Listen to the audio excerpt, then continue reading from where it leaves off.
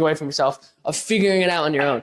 Because I assure you, throughout the entire game, you can get through the whole game, the whole base game, problem-free without knowing the language. You can get through the whole game. Now, you can complete the game, beat the boss, and you'll be good. But then you'll really understand, right? You never figured out the language. You just you can honestly never look at any of the pages, and you can just fumble your way through the game, and you'll be just fine, right? You'll have a harder time for sure, but you'll be fine. But if you look at the pages, try to interpret what all the things show you, you'll start clicking some things. There'll be some pictures, some drawings on the manual in pen, like you used to do with old manuals. And you'll start to piece together an idea of how to solve certain puzzle, how to fight certain enemies. And you'll start piecing it together. And if you do that, you'll get to the second part of the game when you realize that there's a whole set of secret collectibles that you need to collect. All right? And you'll figure that out. You'll see a page in the back of the book that tells you, it's like a circle, and it tells you that there's like items. There's items for you to collect. So you start collecting it, and there's numbers in these circles, and those circles determine pages, and you notice that on all of the pages, like a little clue, there's a little bit of pen marking on like maps of like the map of the area, right? So you look in those areas, and you notice there is something weird there. There's like a weird like set of rocks, and you do something in the rocks or whatever, and you realize, oh, I've unlocked a collectible. And then you find a room one day, and then you see all the collectibles in the same sort of circle that you saw on that one page, and you're like, okay, I am understanding this now. You're piecing another layer of the game. You've already beaten the boss in theory. I mean, not all of us can beat the boss right away. It's really a hard fight. I understand if you can't. But if you can get through the whole game, but you realize that's not it. There's still pages that don't make sense, and you look past that, and you get to some clues, and you're piecing it together, and slowly you get all of the items. And then eventually, I forget what comes after that. There's something with like fairies or something, I forget. But besides the collectibles and the fairies, it's either you get all the collectibles, or you collect all the fairies, or something like that. You end up getting the last page of the manual. You get pretty much all the pages of the manual, and then you realize that there's still an area you haven't unlocked yet. There's still a puzzle on the mountain, a door you haven't opened, and it's impossible to ignore. Not because it's always in your way, but because it's a hill, it's a mountain. You climb the mountain. What's on top of the mountain? You just need to know. You look and you see a door. You see this godforsaken door, and it's just closed. And you think to yourself when you first see it, you think, oh man, this door, it must have the final boss behind it. This must be what I need to do to beat the entire game. The final boss is under here. You realize that's not the final boss. It can't be, because you beat the boss. You've beaten the boss. You know where the boss is. You fought it. So you must think, okay, it's got to be a secret boss. I just need to figure out how to open this door. So you get to a point and you're like, I can't seem to figure it out. I can't seem to get this going. And now you have to make that decision again, that same decision that you knowingly or unknowingly made at the start of this game, where you have to decide whether or not to look it up. Now, I'm not going to say don't look it up, because you want to understand that there's a payoff between running your head into a brick wall trying to solve a puzzle you have no leads on, and then there's robbing yourself of any amount of time to solve it. It's like, if someone asks you a question, before you can even think about it, they've already shouted the answer out. That's you feel like you've been robbed of the chance to prove you could solve it, right? You don't want that. But you also don't want to be left constantly just left thinking about it forever with no help or guidance if you just truly don't know what to think of it. So you have to make that decision. And you make that decision or whatever. You choose to power through it and figure it out. Scratch your head for a few more hours. Scribble on more pieces of paper, whatnot. And eventually you figure out, and this is a big spoiler. So I don't want to ruin this part for you guys, but this is truly just a beautiful thing. You realize that the solution to this puzzle has been in front of you the whole time. Maybe you even noticed part of it. You just didn't understand what it was for. And you realize how ingenious this entire puzzle this whole game has been. Of course, the answer to this door that's been here since just about the beginning of the game. It's just been taunting you over and over again as you climb this hill looking for more solutions, more hidden treasures. You finally figure out that the whole time the solution to this puzzle has been in your pause menu. It's been the manual. And you start to understand that the code to this door is on every single page of this book. Is just about every page is a little bit of a yellow line. And if you put all those lines together in the order that is drawn to you on a separate page, you realize it opens the door you were so confused about earlier. You piece them all together, then you realize they all connect. And then you go to the door because you realize that page the whole time. How do I get this off? So sorry, guys. There we go. I'd rather have a hole than a bump, I guess. I don't know. You realize the whole time that another one of these solved puzzles is the solution to not the solved puzzle, but this one page that's been confusing you since you got it, as it should, is actually the door that you've been trying to open. You figure that out. Whether or not you figure that out soon or late, doesn't matter. You understand that now all these numbers are not just random numbers. They're actually the number of pages in the book, the manual, that on each one of those pages, there's a secret line. You follow those lines, you input that code, and then you open that door that you're oh so certain must be the final secret boss, the true ending to the game. It has to be. I mean, every challenge has led to a boss. Why would it do anything less? It's what all games do. You beat what is the final boss, and then, oh, what's that? There's some more endgame content, a harder, more challenging boss. It's got to be what's behind this mountain. It's got to be why you're in this game. You've been gearing up all this time.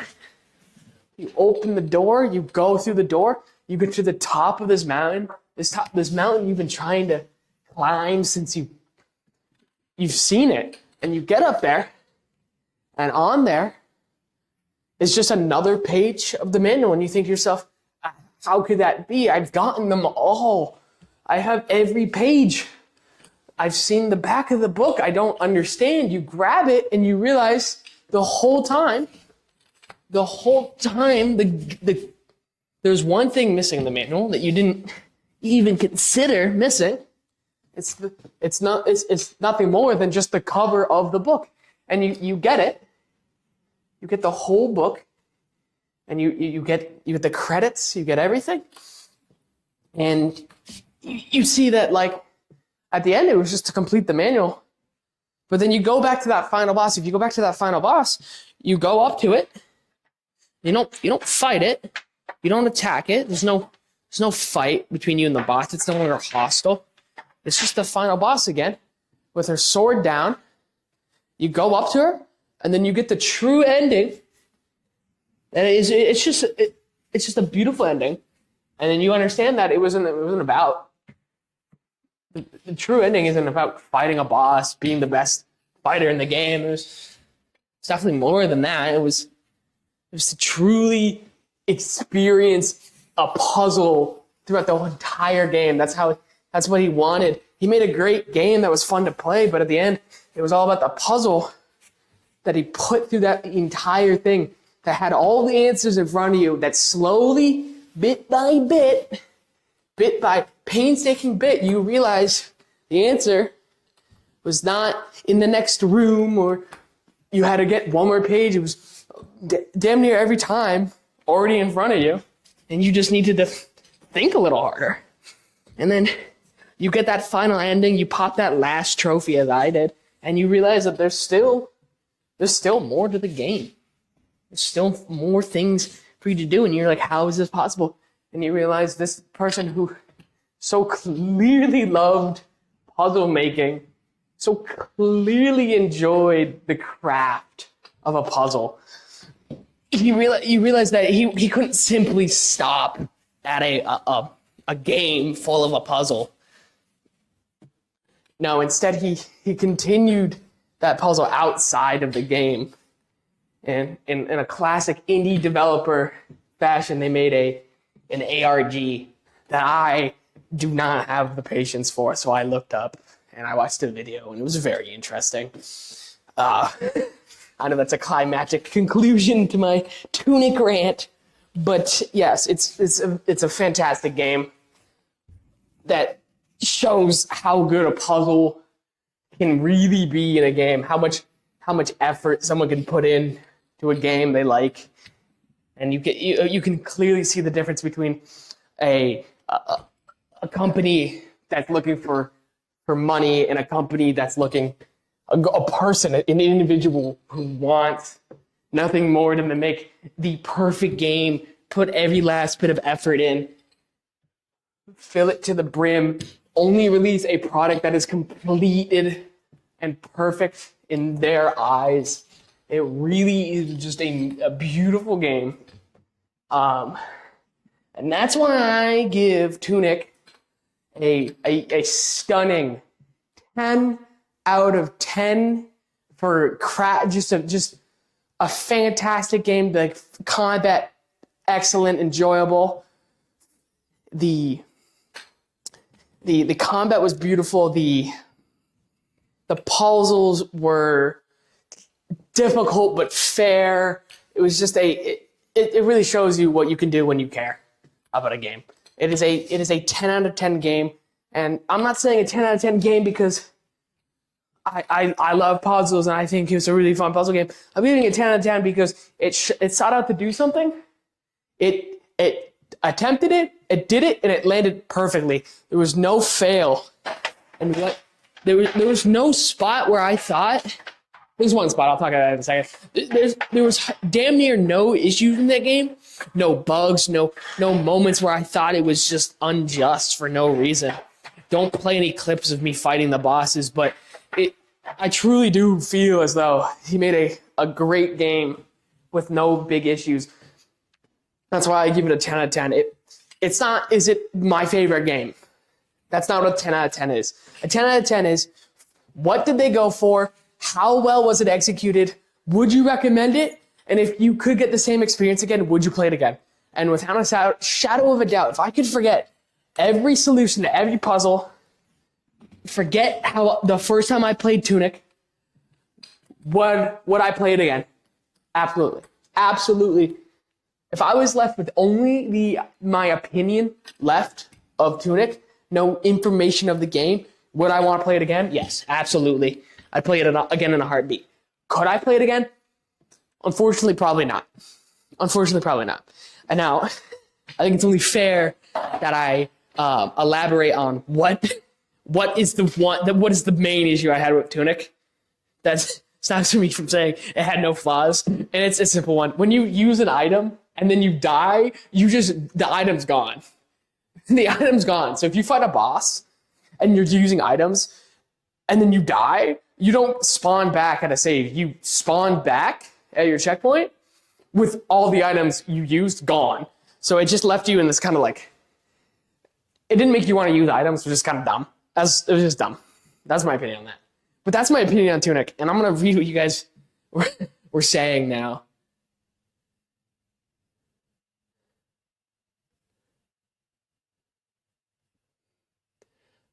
Okay, here we go.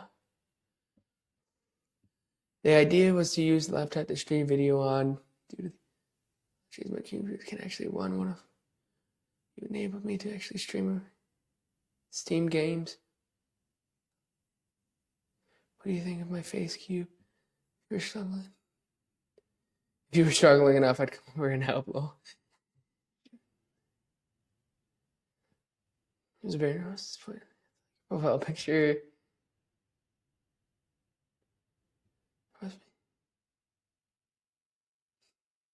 Oh, your head in the bed. Dude, when did that happen?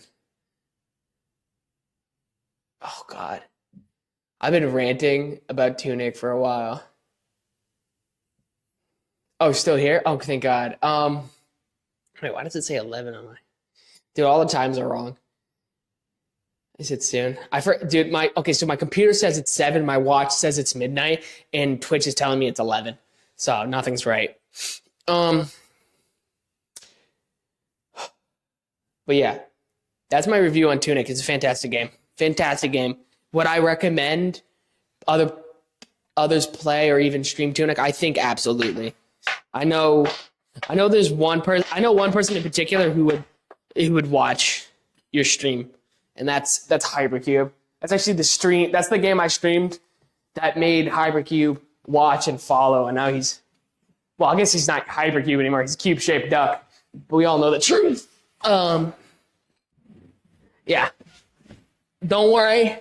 Cube is a fantastic viewer only in regards to making sure that you experience a game with being spoiler free. I hope you can just mentally prepare yourself for dealing with seeing the same face every time you ask a question, because they're going to let you struggle to the very last second to figure this out. And I do think Cube does a fantastic job with that.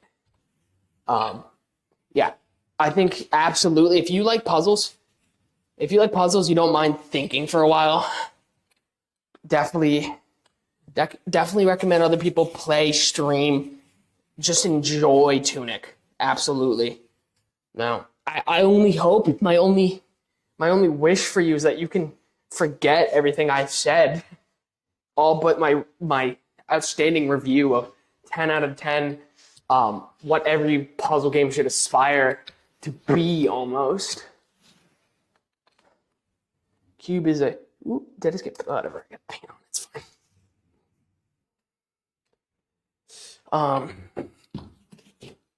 Yeah.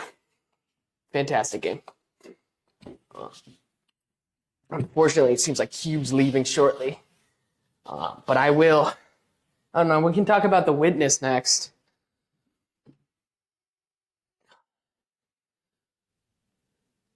We have the same time zone, dude. It's striking o'clock. Good. That's huge. That's a big win.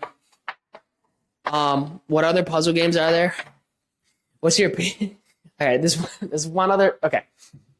If you want another game that I hold in a very similar regard, it's Animal Well. I think Animal Well does an amazing job. The puzzle doesn't end. It really doesn't. The puzzle doesn't end in that game. I don't think they've ever solved it. I think they're still working on it. But that is another game that has a really just a nice, such a kind, super cool way of leaving the player to discover and solve the game. So that's certainly that's a game I hold in a similar vein to Tunic. Unfortunately, I will say it's more of a 9 out of 10. I still think there were some moments where it's like, okay, you know, it doesn't really give you hints the same way Tunic did, where they gave you that manual that's in a different language, and you can figure out the solution, like decode that whole entire language, and read the manual. But it is, it's a very, you know, Animal Well is, if you liked Tunic because it was hands off with you figured out how to solve it, not the game telling you how to do it. If you didn't want the manual and you wanted to brute force your way, trying new stuff, Animal Well is the game to play next. If you thought, like I did, that the manual giving you a hint in a different, like telling you how to do it in a different language with pictures was beautiful, well-balanced way of giving hints and cues to how solving it, then you're going to not like Animal Well as much, but you will still enjoy it. You will enjoy Animal Well. Animal Well is a game where you have to figure out like your own combos, your own interactions with items. It's got a super fun array of items. And a crazy, if you're really into ARGs, a crazy ARG that somehow it's just insane. Another example of someone who truly cares about puzzles. If you're a big puzzle guy, and I mean, I'm not talking like Tetris, I'm not talking Candy Crush, I'm talking actual ingenious puzzle design with crazy solutions that are not just like difficult. It's almost intuitive with how you're supposed to think about this. When you hear the solution to this puzzle, this area, this issue, you're like, that makes so much sense. You can see how you were supposed to figure that out. So you don't feel like most of there's some puzzles where it's like, okay, but how you feel as almost though you know how you were supposed to solve that. If you do give up, if you do look up the answer, and there's nothing wrong with that, but yeah. I would say 10 out of 10 Tunic, 9 out of 10 Animal Well. I have to give okay, there's another puzzle game, and if you play Tunic or Animal Well, you will recommend it. And, buyer beware. This game is it's kind of draining. I'm going to be real. And if you go for all the trophies, you will be, I don't even know how to say it, you will be distraught. But it is The Witness. The Witness is another puzzle game. Similar, holy crap, I'm huffing fumes here, guys. I don't need this heater on, I'm turning it off. But yeah, The Witness, The Witness is another puzzle game that I think does a fantastic job with the idea of puzzle. It really does. I can't discredit The Witness. Once again, it followed that similar suit of, I'm not teaching you how to do that. I'm not going to write out a tutorial. I'm not going to type it out and have you read or watch a video on how to complete a puzzle, right?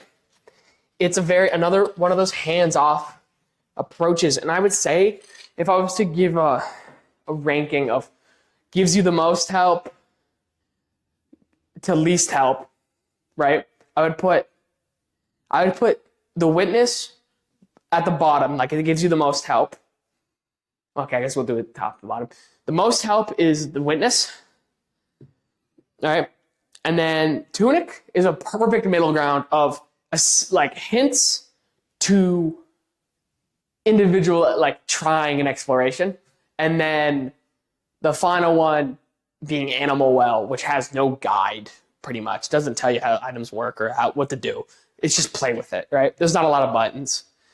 So what The Witness does is it will show you a puzzle. If you've ever played the mobile game like Flow, um, you would know how this game works. But basically, you have to draw a line and connect it to a point. And the way it works is there's a bunch of other small like conditions on each level that you are gonna like basically just follow. You're gonna figure out. The first one is like you have to split it up so you can't have the same color. Basically, you trace out a box, and in that box, like if you drew, like you had a line coming up on the side of this grid, you have to box out. You have to make a box where this one color is in there twice. That's like an example. Or you'll see a shape and you have to draw out that shape. And you basically have to figure that out. I'll give you an easy puzzle to figure out. And that's you understanding the mechanic, right? And then after that, they'll bump it up again. They'll give you another puzzle to unlock another thing that's a little harder, right? And they'll just keep bumping up the difficulty. And in that regard, it's a lot of fun. It's like, okay, it's getting harder, but I don't feel like they left me astray. They gave me a tutorial to think about what this does, and then it gives you the harder one, and then it combines different conditions and such, and it does a really good job at that. The reason I give this a 5 instead of an 8 or 9 or even higher is what it does is it's so many puzzles. It's so many puzzles. It's like unapologetic about how many puzzles. So it gets to this point where this guy makes elaborate puzzles with this simple concept. Very impressive. Super draining. Like insanely draining. So it's more like it feels more like a jab at like, it feels like a, okay, so it's like if someone's really passionate about something, they'll talk your ear off about it with like very disregard to how much fun you're having. And I don't want to sound like, oh, I didn't have fun with the puzzles. The puzzles were fun. It's just that the game didn't really know when to stop. But if you really like this puzzle style, it's gonna be really great for you. But like they'll just talk your ear off with this one puzzle. They'll just keep talking and talking. It'll keep giving these puzzles and stacking them, and it doesn't really give you a direction on where to go. You'll start figuring out. I mean, you'll get an area, you'll solve a big puzzle, series of puzzles. You'll get to one room, you'll solve one more puzzle, and then you'll turn on a room. You turn on the room, you're like, okay, this made sense, right? And then it points a laser beam to this mountain. Once again, the game's pulling your attention to a mountain. So you kind of figure out where you're supposed to go and where you're supposed to go. Like how you're supposed to get what you're supposed to accomplish. So it's not like, oh, I didn't know where to go. You know where to go, but you get to a point where you're just like, holy shit. I'm going to go to this place and there's going to be another puzzle. You know what I mean? But they get pretty ingenious with like how to like, the guy gets pretty ingenious with how to vary up these puzzles. So they're not all exhausting. It's not like the same puzzle 1,000 times. There are a lot of puzzles. Cube could tell you how many. But yeah, it's a lot of one. It's a lot of a good thing, which makes it kind of like not insufferable. I can't stress that this game is not bad. But it's just a lot of one thing. And that can lead to like exhaustion, and you probably won't ever finish it if you get tired of it. But I can't say it was bad. It was just too much. It's too much. If you spaced it out more, you came back to it every now and then, I'm sure you would have more fun with it, but you'd have to relearn the mechanics. Yeah, it was cool. And there's a lot more in the game than you actually experience, but oh, hello. Welcome. Welcome to the stream. Okay, let's see here. What did I miss while I was yapping? Animal Well is $30.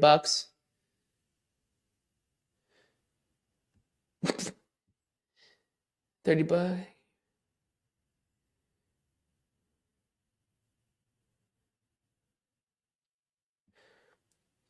Chance of Stendar. Interesting. King called shrimp with the space.